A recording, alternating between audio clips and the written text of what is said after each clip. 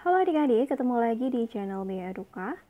Kali ini kita akan membahas soal UTBK SNBT, Pengetahuan dan Pemahaman Umum atau PPU bagian yang kelima.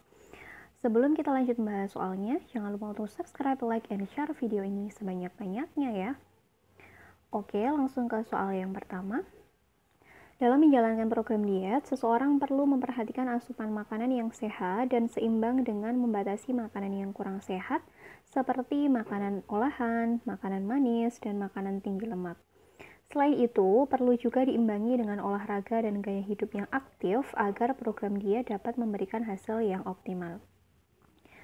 Titik-titik sulit dilakukan, menjalankan program diet dengan disiplin dan konsisten dapat membuat meningkatkan kesehatan secara keseluruhan dan mencegah risiko terkena penyakit tertentu. Hubungan antara kalimat satu dan kalimat kedua pada teks adalah oke. Nah, kemarin kita sudah membahas soal ini beberapa soal ya mengenai hubungan antar kalimat, yaitu ada yang pertentangan, sebab akibat, lanjutan, penambahan, perincian, dan seterusnya. Oke, kita cek langsung ke kalimat yang pertama sama kedua.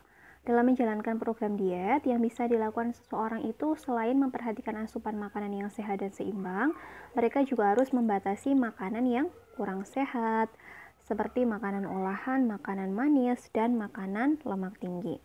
Nah, selain memperhatikan makanan yang mereka konsumsi, mereka juga ada hal lain yang bisa mereka lakukan, yaitu perlu mengimbangi dengan olahraga dan gaya hidup yang aktif agar program dia dapat memberikan hasil yang optimal. Jadi, apa hubungan antara kalimat yang pertama dengan kedua?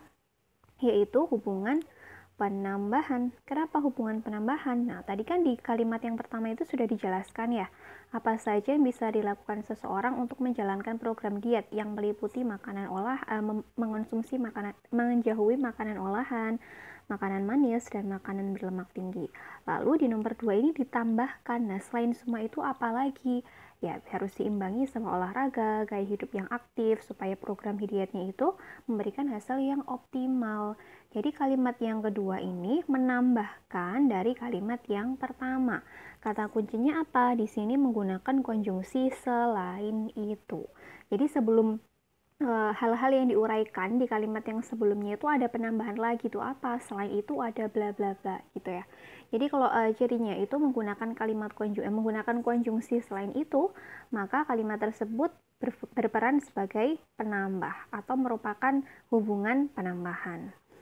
Kemudian kalau yang hubungan pertentangan itu gimana? Ya berarti mereka kondisinya bertolak belakang atau bertentangan gitu. Kayak misalkan yang kalimat pertama itu membicarakan mengenai fakta A, kemudian yang kalimat nomor 2 itu membicarakan mengenai fakta B atau kondisi yang bertentangan. Atau bisa juga ditandai dengan konjungsi sedangkan kayak gitu. Lalu kalau sebab akibat ya berarti yang kalimat pertama itu menandakan sebabnya, yang kalimat kedua itu menandakan akibatnya. Biasanya hubungan kalimat yang seperti ini itu ditandai dengan konjungsi oleh karena itu. Kemudian kalau lanjutan ya berarti melanjutkan saja penguraian dari kalimat yang nomor 2, tapi tidak ada ya yang namanya konjungsi hubungan antar kalimat atau konjungsi lanjutan, itu tidak ada. Yang ada penambahan tadi. Kemudian kalau perincian ya berarti diperinci.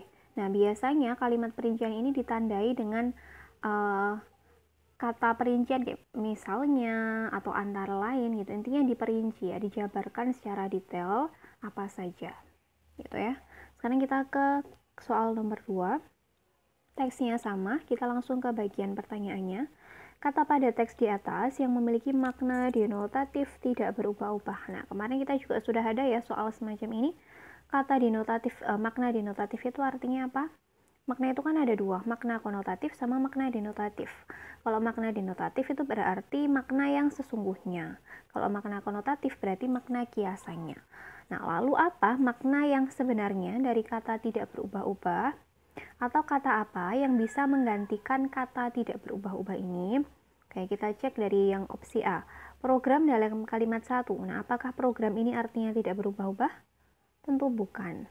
Lalu sehat, apakah sehat artinya tidak berubah-ubah? Bukan juga ya. Aktif dalam kalimat 2 juga bukan. Optimal itu kan artinya maksimal ya. Berarti yang D, C ini juga bukan. Lalu apa yang artinya itu tidak berubah-ubah? Ya, konsisten. Konsisten itu kan artinya tidak berubah-ubah atau selalu tetap. Berarti makna denotatif dari kata tidak berubah-ubah itu adalah konsisten. Lanjut ke soal nomor 3 atau soal yang terakhir. Berikut disajikan teks bacaan. Twitter dianggap sebagai tempat pelarian ternyaman bagi seseorang ketika sedang merasa lelah tetapi tidak punya tempat untuk berbagi cerita. Hal yang disampaikan di Twitter umumnya adalah narasi dari puncak kesedihan dan keputusasaan seseorang dalam menghadapi masalah-masalahnya. Memang tak jarang muncul komentar negatif sebagai tanggapan, seperti membandingkan masalah kehidupan pencerita dengan masalah kehidupan memberi komentar yang sebenarnya tidak berkaitan. Namun, tak jarang pula hadir komentar yang saling menguatkan diri satu sama lain agar pencerita dapat bangkit dari keterpurukan yang dirasakan. Bentuk simpati inilah yang sangat jarang ditemukan pada media sosial lain sehingga Twitter terkesan pas untuk dijadikan tempat curhat. Kalimat 4 dalam bacaan tersebut berusaha untuk kalimat 4 ini ya diawali dengan konjungsi namun. Nah, kalau sekarang kita bandingkan nih dari dengan kalimat nomor 3. Memang tak jarang muncul komentar negatif sebagai tanggapan, seperti membandingkan masalah kehidupan pencerita dengan masalah kehidupan pemberi komentar yang sebenarnya tidak berkaitan. Namun, tak jarang pula hadir komentar yang saling menguatkan diri satu sama lain agar pencerita dapat bangkit dari keterpurukan yang dirasakan. Jadi untuk yang kalimat nomor 3 sama kalimat nomor 4 ini kondisinya bertentangan atau bertolak belakang. Yang nomor 3 ini membicarakan mengenai sisi negatifnya, kemudian yang nomor 4 ini membicarakan mengenai sisi positifnya. Hal ini ditandai dengan konjungsi namun tadi ya. Maka kalimat nomor 4 itu pada bacaan tersebut berusaha untuk apa? Yang A menyatakan kondisi kebalikan dengan informasi pada kalimat 3. Nah, ini kalau sekilas memang benar ya, kondisinya berkebalikan. Tetapi kalau kita perhatikan dengan seksama, konjungsi kebalikan itu tidak ada. Kita lanjut dulu ke opsi yang B, menunjukkan keadaan sebenarnya dari informasi pada kalimat 3. Bukan ya, karena tadi kondisinya bertolak belakang.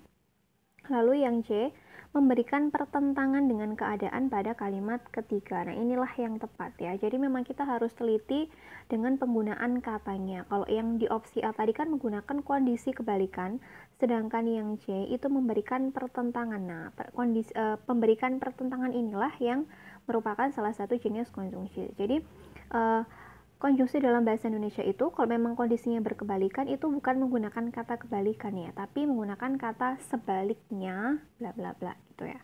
Jadi untuk yang kalimat nomor 4 ini dia memberikan pertentangan atau kondisi yang bertolak belakang dengan keadaan pada kalimat nomor 3. Jadi menentang dari isi kalimat nomor 3.